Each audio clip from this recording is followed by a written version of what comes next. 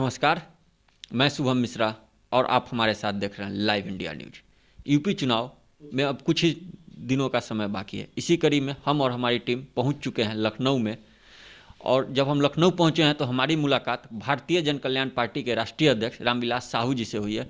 हम इनसे बातचीत करते हैं और जानने की कोशिश करते हैं कि वह इस बार इस चुनाव में क्या करने जा रहे हैं और कितने सीटों पर चुनाव लड़ेंगे। सर, सबसे पहले तो आपका स्वागत है।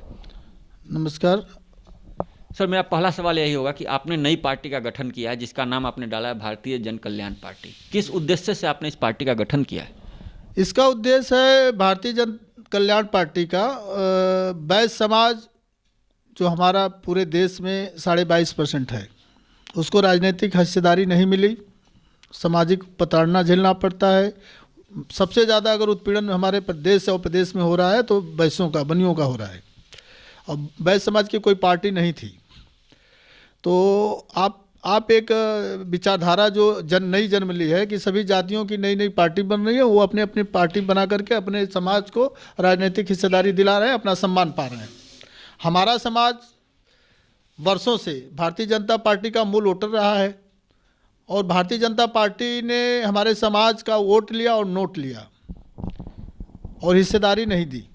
तो हमारा इस विषय पे एक नारा हम लोगों ने बनाया, वोट हमारा नोट हमारा, राज तुम्हारा, नहीं चलेगा नहीं चलेगा नहीं चलेगा। ये मिशन हमारा है और 2022 में हम लोग कम से कम 100 सीटों पे पूर्वांचल में चुनाव लड़ेंगे और अपने समाज को हिस्सेदारी दिलाएंगे। इस विषय पे हम लोगों ने ये तय किया है कि हमारे समाज को अगर राजनीतिक हिस्सेदारी नहीं मिलेगी तो हम लोग स्वयं अपने बैनर तले चुनाव लड़ करके अपने समाज के लोगों को चुनाव लड़ाया जाएगा, ज़्यादा से ज़्यादा लोगों को राजनीतिक हिस्सेदारी दिलाई जाएगी। ये हमारा विषय है। आगे आप बताएं।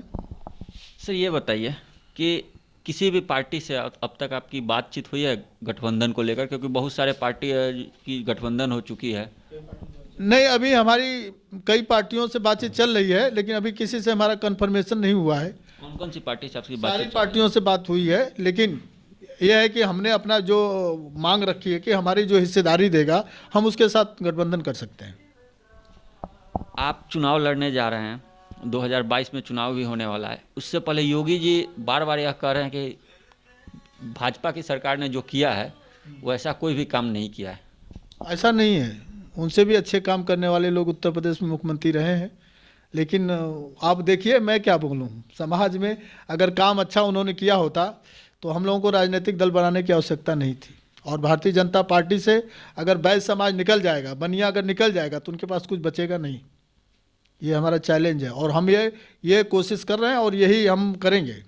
जिस दिन बनिया भाजपा से निकल गया तो उनके पास कुछ नहीं बचने वाला है। मायावती और अखिलेश यादव कभी साथ थे, पिछले लोकसभा चुनाव में साथ थे और इस बार अलग होकर चुनाव लड़ रहे हैं।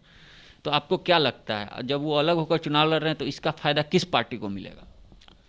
ऐसा है कि जो सामाजिक स्थिति है, जो हमारे यहाँ का आंकड़ा है देश में, प्रदेश का, पूर्वांचल में, यूपी का हमने देख रहा है, ये किसी का कोई चुनाव लड़ने से कोई फ़र्क नहीं पड़ता। मैं मानता हूँ कि किसी को पूर्ण बहुमत की सरकार बनाने की वो मौका नहीं मिलेगा।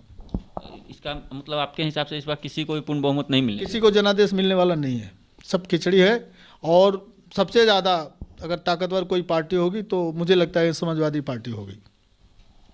तो कहीं ना कहीं आपका इशारा ये तो नहीं कि आप भविष्य में जो है समाजवादी पार्टी की तरफ आप जा सकते हैं? देखिए, मैंने आपसे कहा ना, मुझे हिस्सेदारी जो दल देगा उसके साथ मुझे जाने में कोई गुरेज नहीं है। चलिए, धन्यवाद, बहुत अच्छा लगा आपसे बात करके। तो आपने देखा, भारतीय जन कल्याण पार्टी के राष्ट्रीय अध्यक्ष रामविलास साहू जी का साफ साफ कहना है कि जो भी पार्टी उन्हें राजनीतिक हिस्सेदारी देगी वह उनके साथ जाएंगे, उनके साथ गठबंधन करेंगे या फिर उनको समर्थन देंगे। तो ऐसे ही तमाम बड़ी और छोटी खबरों के लिए हमारे साथ बने रहें और देखते रहें लाइव इंडिया न्यूज। मैं शुभम मिश्रा और हमारे साथ हैं कैमरामैन राजकुमार।